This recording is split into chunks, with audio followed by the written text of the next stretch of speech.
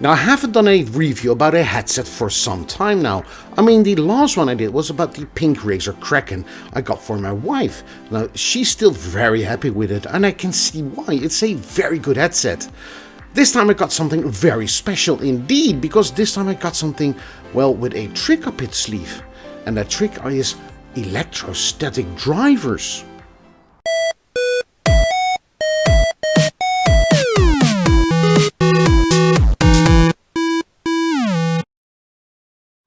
For audio lovers, Audeze is one of those companies that always delivers high quality hi-fi headsets with a twist, and that twist is an electrostatic driver. Whereas a regular cone-shaped speaker moves because of the magnet at the base, an electrostatic speaker moves because of the membrane that's inside. Now, this has several advantages, also some disadvantages, but there are three, well, discernible advantages, and these are: first, the level of distortion is much lower than conventional cone speakers. 2, because the whole membrane is driven, the result is a better dynamic range. And number 3, the frequency response is also better because the membrane is almost free of resonance. And those 3 disadvantages are as follows. Number 1, there is a lack of bass, but that's more for regular speakers. Number 2 is the directionality of electrostatic speakers. This means there's just a tiny little sweet spot for the speakers to create their stereo image or their soundstage. If you're outside of that zone, well, the stereo picture isn't that nice. But since you have a headset on, that's also not much of an issue for headset users. Number 3, because of the way it works, they have a tendency to attract dust, insects, conductive particles, moisture and everything else, so it will gradually degrade, which means that you will need to periodically replace those drivers, which isn't that cost effective. So in short, this should give me a really good listening session, but before we go over there, let's head over to the unboxing and the specifications.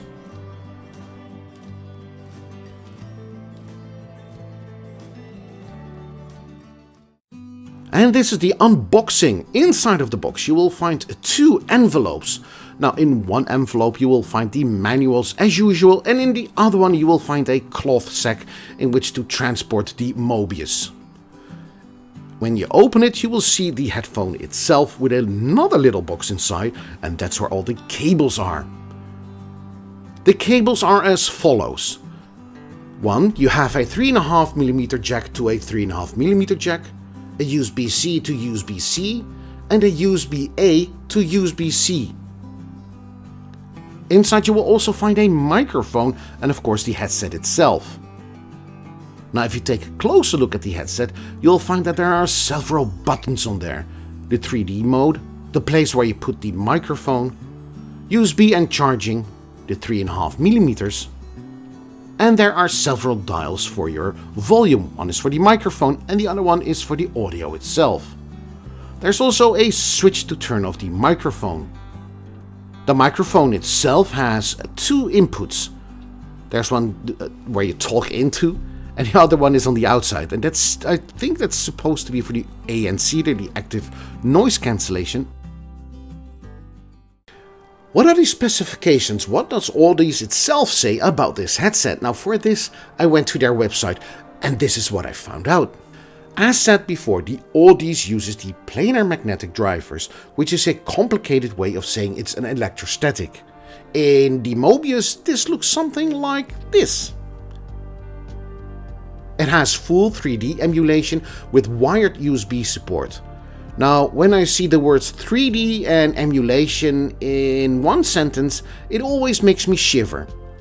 3D cannot be emulated.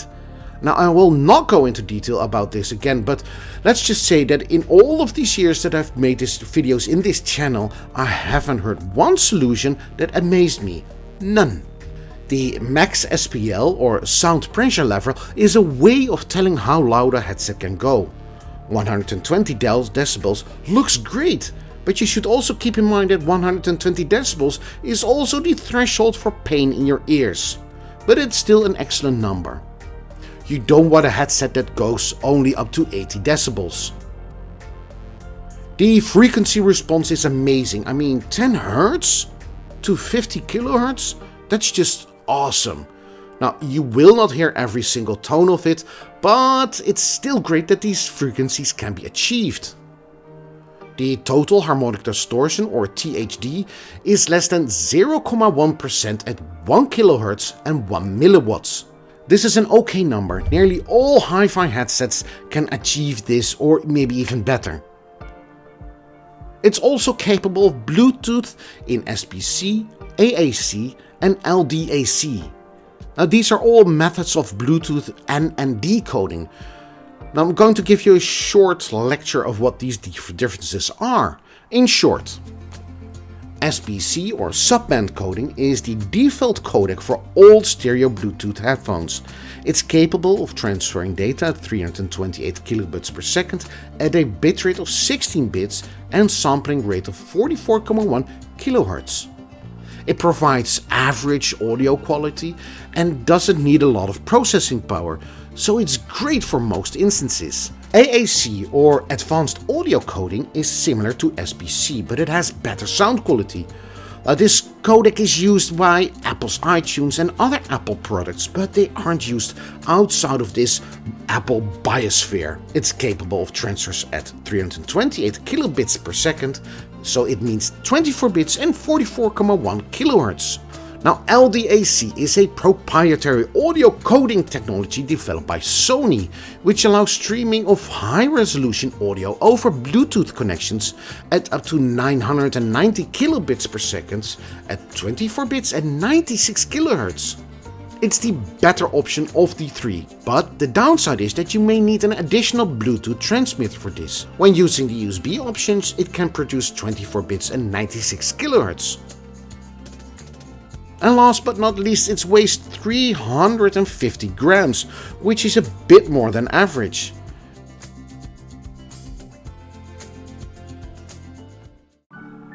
Now, of course, I also wanted to find out what the components are that are used, but I didn't want to break the headset. I mean, it's really expensive, so I scoured the internet once more just to find out what the components are. The digital to analog converter, or rather codec, is the Realtek 4202. It's interesting to read that this is a single chip USB 2.0 codec, which is capable of 32 bits and 384 kHz. It supports DSD-256 and has a Class G amp. Now, a couple of videos ago I showed that the Class G amp is, well, as a matter of fact, rather nice. It also has a built-in second generation ANC. Now, this certainly isn't the codec found on your motherboard. No, it's much more advanced. Now, Audeze chose not to use the Class G amp, but got the ESMT AD52010 instead, which is a 3-watt stereo filterless Class D amplifier. Not the greatest amp ever, but it gets the job done.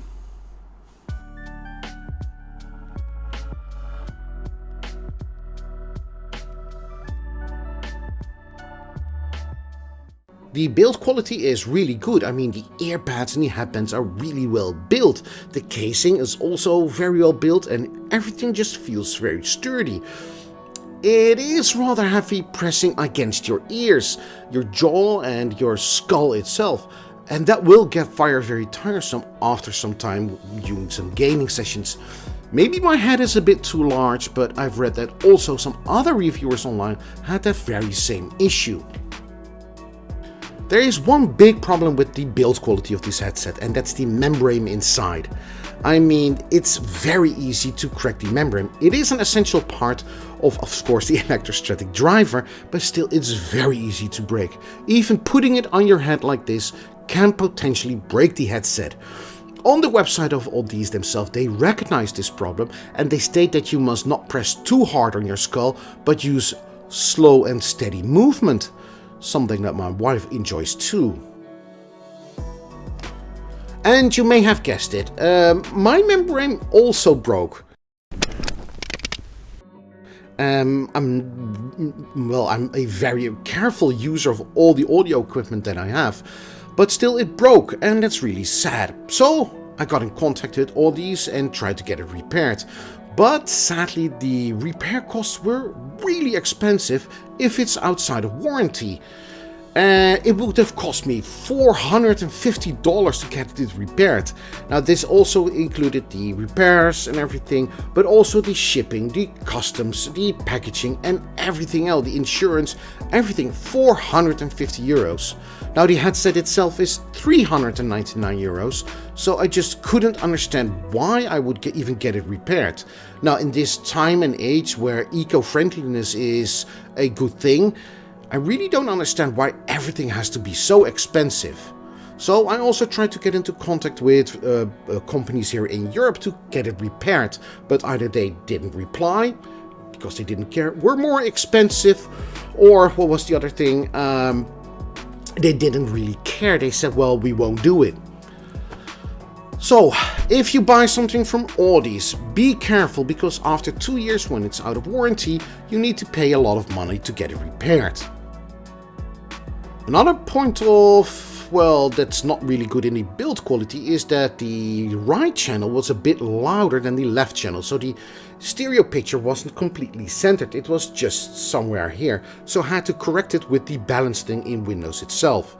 Now if you have a phone, maybe that's not that easy to get it fixed, but still the volume was a bit off. Now after the cracking it did center a bit more, it was a bit better, but I doubt that that's the correct way to get it centered.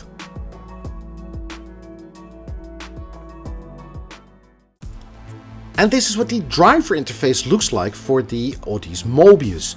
Now as you can see on the screen, it's called Audeze HQ, and the reason why I have my headset on is that you can see something, well, with the HRTF or head related transfer function, and the idea behind that is this, that the audio search source will always come from the same direction no matter where your head is, and it does this by detecting how you move your head, and it will look something like this. Now if I turn it on, you can see that it will move my head exactly how I move it. Neat little function.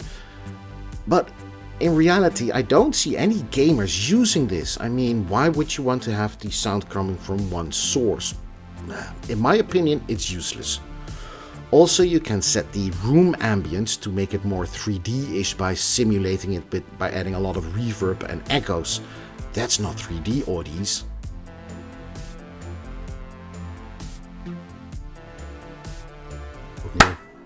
And now for my listening sessions. What do I think about the audio quality of the Audeze Mobius? Well, let's start with the Bluetooth option, then the USB option, and then the 3.5mm or auxiliary input option. It's a wireless headset, so let's start with that one first. But clearly that was a mistake. I mean, it's stuck in SBC mode, and as we've seen before, that's the poorest choice of the three options that you have. The fact that it's 16 bits and 44.1 kHz doesn't help, but it's just an indication. I mean, I've heard options that were 16 bits and 44.1 kHz that were still very good indeed, but not in this one. The audio quality was just rubbish. The bass was missing, as were, well, nearly every other frequency. It was just a horrible experience. I could have better listened to my mobile phone.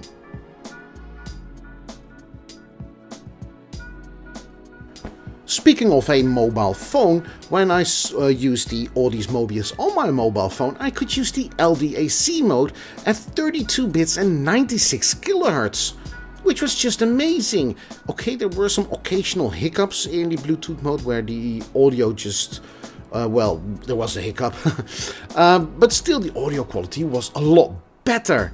But it's for PC gaming. I don't want to use my wireless options only when I use my phone. I want to use the wireless option when playing a video game. So then I switched to the USB cable and the audio quality was a lot better. The bass was incredibly well defined. It wasn't spewing out bass like you've heard in so many other options or headsets. It was just extremely well defined. It was as if the beast was constantly under control. It knew where to place it and where not to. It was just a really good listening sessions. The middles were nice. The stereo picture wasn't as wide as I would expect it to be, but maybe that's something to do with the stereo thing that we've talked about a bit earlier, one of the disadvantages. The first one, the bass that was supposed to be lacking, well, I didn't hear any of it. It was just a really nice experience indeed.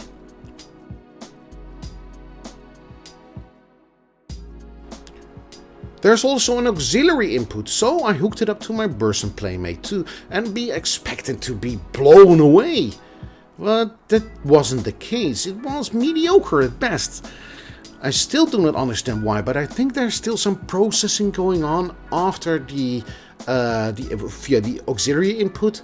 I think it's not a direct path to the speakers themselves, so not the experience that I expected it to be.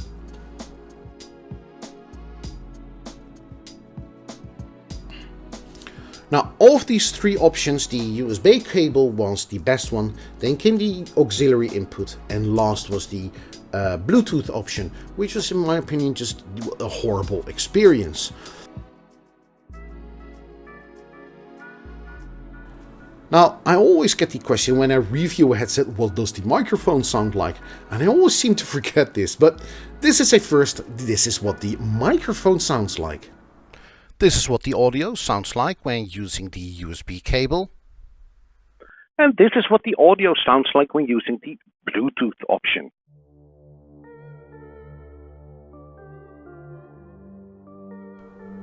And now for my conclusion, what do I think about the Audeze Mobius? But before I get there, I need to clarify some things. There is a trend going on where a lot of hi-fi manufacturers have moved to the gaming market. Companies like Teufel, JBL, Beyerdynamic and all the others have tried to take a piece of that market. Some have succeeded, but most have failed. And the move has always been a bit problematic. Most of these companies are really good at creating speakers and headphones for the hi-fi market, and they think they can just chuck in some, well, low-grade components and it will sell automatically because they think gamers do not want to have hi-fi audio. And the same thing goes for the Audeze Mobius. The headset itself, the electrostatic drivers are extremely good in just those combinations. But there are some downsides to it that I must address.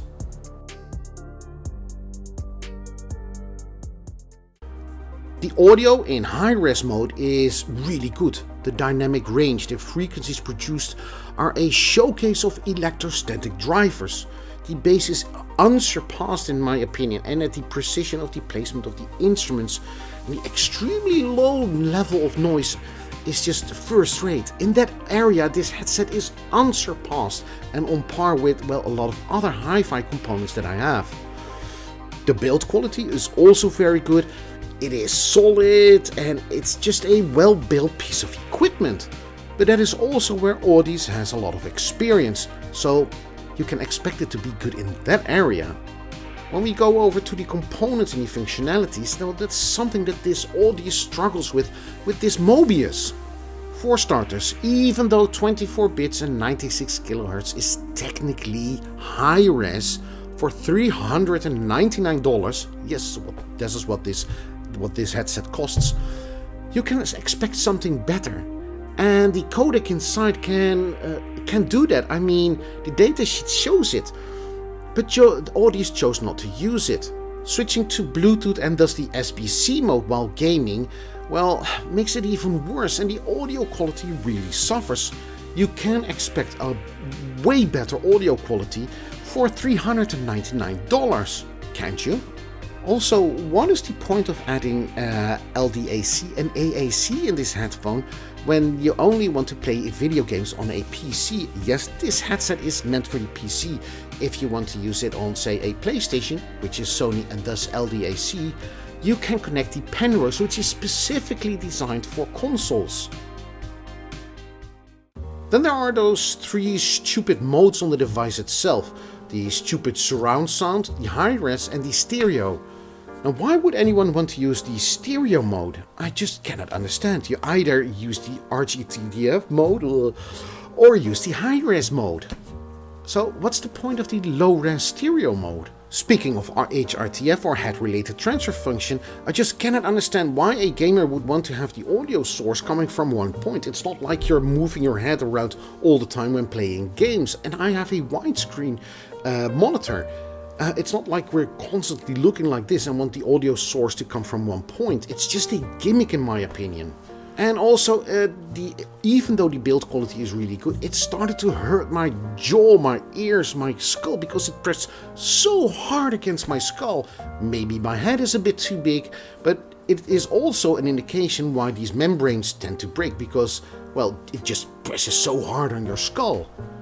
But this is all just minor stuff. You can either turn it off, not use it, or ignore it at all. There is one major downside, and that's the fragility, or the ease at which the membrane breaks. I've read stories online of people they had to get it repaired twice. I've seen this video from this guy in the description below, and he can explain this a lot better. But if you buy something at this price, you can also expect it to be a bit more longer lasting than mine did.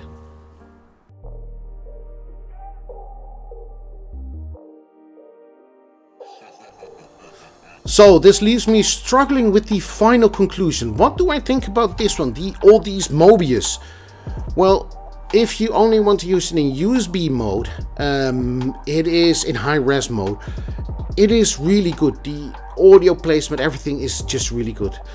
The rest is just silly. It seems as if Audeze just spent way too much money on the wrong components and functionalities. The HRTF is just dumb. The 3D positional audio thing is just a lot of echoes and reverb. The Bluetooth option to make this headset wireless just doesn't deliver any quality audio. All those things just do not warrant $399. And if you want to spend $399, you can expect a high quality hi-fi piece of kit. And that's just not what the Audeze Mobius is. And that is why I cannot recommend this headset. Sadly, because I just wanted to recommend it so badly. And well, with this ending, I would like to thank you for making it all the way to the end of this video. And I would like to see you in the next one. See you then. Bye bye.